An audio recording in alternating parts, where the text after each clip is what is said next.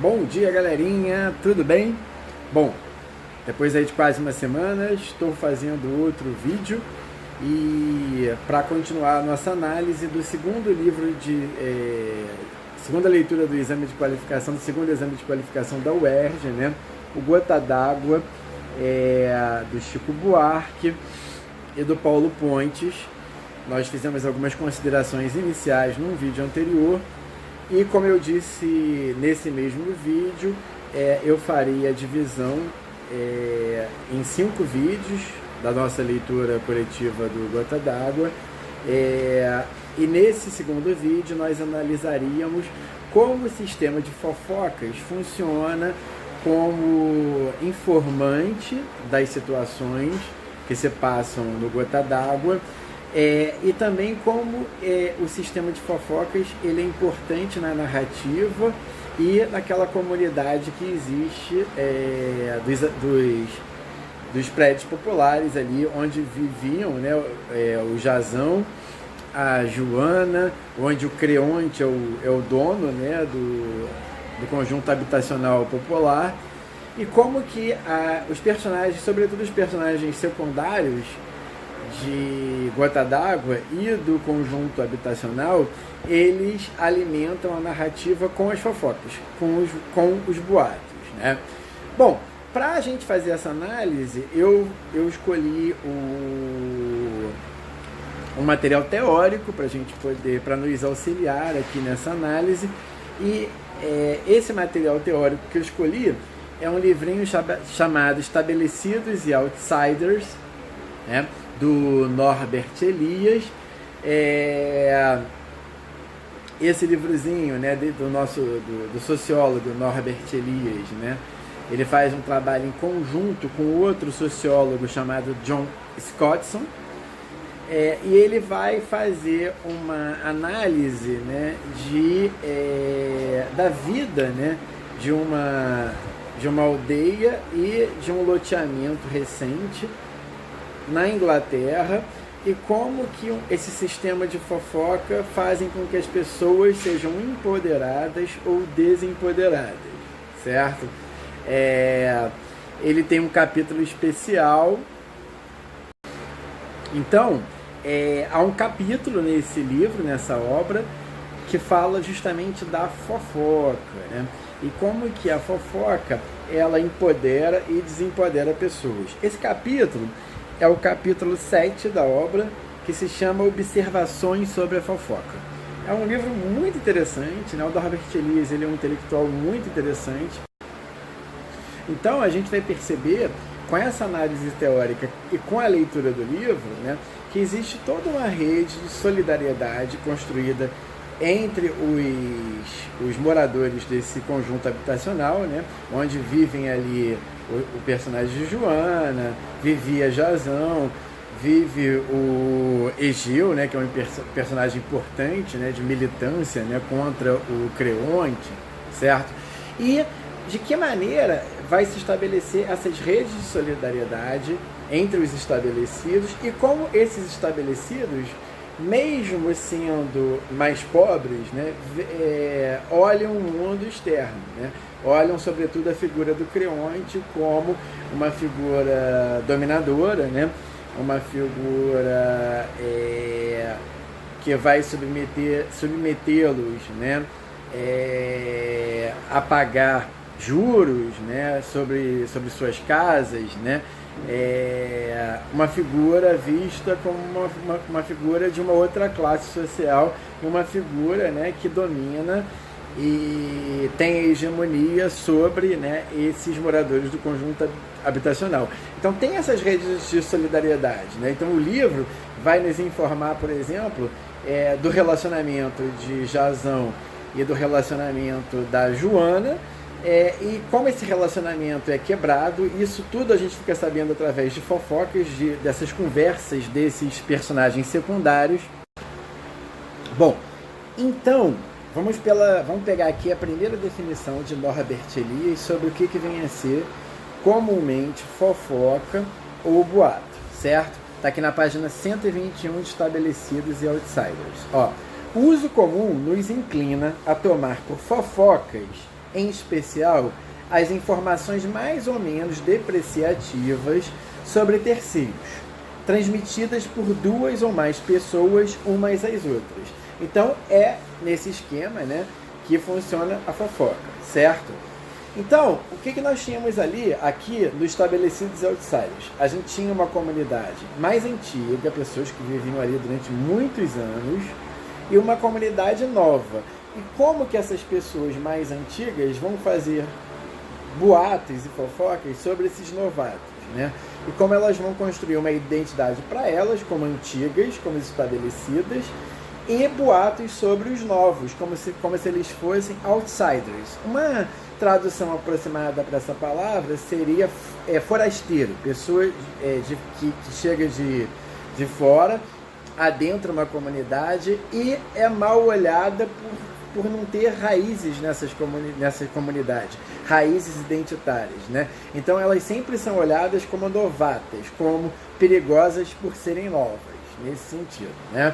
Então, ó, só continuando aqui ainda com Norbert Elias. Uma comunidade coesa como a aldeia precisava de um fluxo constante de mexericos para manter o moinho em funcionamento. Contava com um sistema complexo de centros de intriga, né? Então essas intrigas que vão manter as identidades dos estabelecidos e o poder que eles tinham por serem mais antigos, né? E esses novatos, né? Tem inclusive um ditado popular que diz assim: fulano acabou de chegar e já quer sentar na janelinha, né? Como a gente consegue perceber como que a antiguidade, né, ela marca realmente, né, essa posição social, correto? Então, ó, qualquer notícia referente a pessoas conhecidas pela coletividade construía um verdadeiro petisco, né? É um verdadeiro petisco para todo mundo que está ali naquele grupo, né? Então vamos lá, como é que funciona em gota d'água essa questão que a gente está vendo aqui, que o Norbert Elias traz sobre lá do trabalho etnográfico dele nesse livro, né, Estabelecidos e Outsiders. Bom, vamos lá. Jazão e Joana vão se separar, certo? Jazão vai se tornar uma celebridade ali do meio da música e vai se casar com a filha de Creonte, que é o dono, né, que cobra tanto os aluguéis quanto os carnês das moradias daquele conjunto habitacional, né? Jazão vai se tornar uma pessoa famosa e quando ele se torna famoso, né, as fofocas vão começar a surgir, né? Pô, ele fez um samba muito legal, vocês viram? Vocês escutaram o samba, né? Mas a gente é informado logo de início, na primeira página, no primeiro ato aqui do nosso livro, exatamente da separação de Jazão e da Joana, né? Vou ler aqui rapidamente só esse iniciozinho do diálogo aqui, que está logo na página 25, que é primeiro ato do romance, né? Corina diz assim: não é certo. Zaira responde: como é que foi? Estela: foi lá. Corina: não é certo. Maria: ela não melhorou não? Corina: é de cortar o coração. Nenê: mas então? Corina: não sei, não dá. Certo é que não está. E olhe bem, que aquilo é muito mulher. Zaira: ela é bem mais mulher do que muito macho. Estela: Joana é fogo. Maíra: é fogo. Nenê: Joana é o diacho, né? Então elas estão comentando ali, né, exatamente que Jazão largou Joana e enfatizando, né, que Joana é uma figura forte, né, que ela é o diacho, né? Diacho é uma expressão aí para diabo, né? É um diabo de uma mulher forte, né?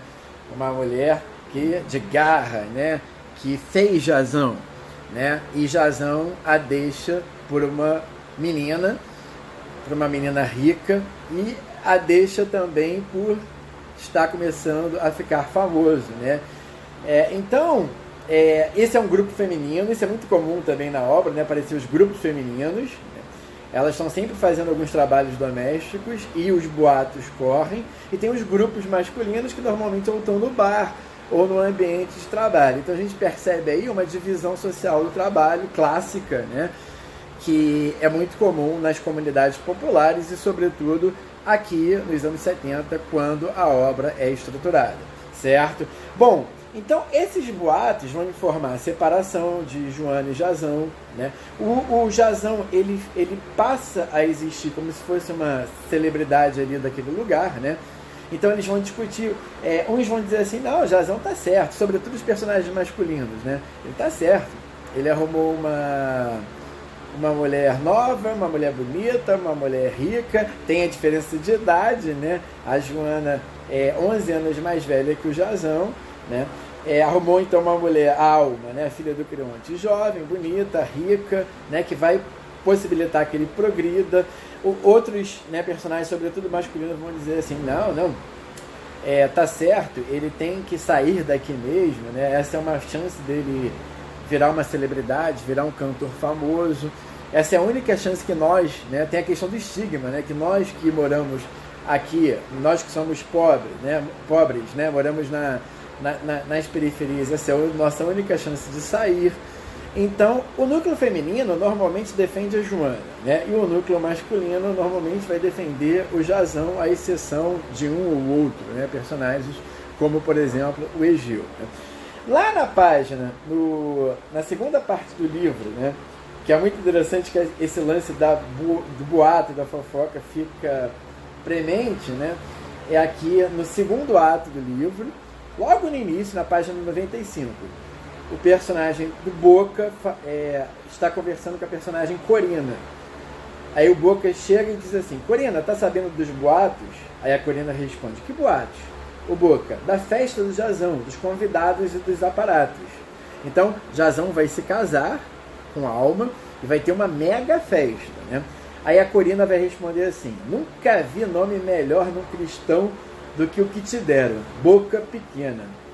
Nem é boca, isso aí é um ferimento, onde sai a língua, que é uma gangrena, cuspindo maldade e constrangimento. Você pare de carregar boato, para lá e para cá, em consideração à dor de Joana. Aí o Boca responde para ela, o que é que eu fiz? O fato é que vai haver muita festa, eu não tenho culpa. Aí a Corina responde, e vocês não são amigos de Joana?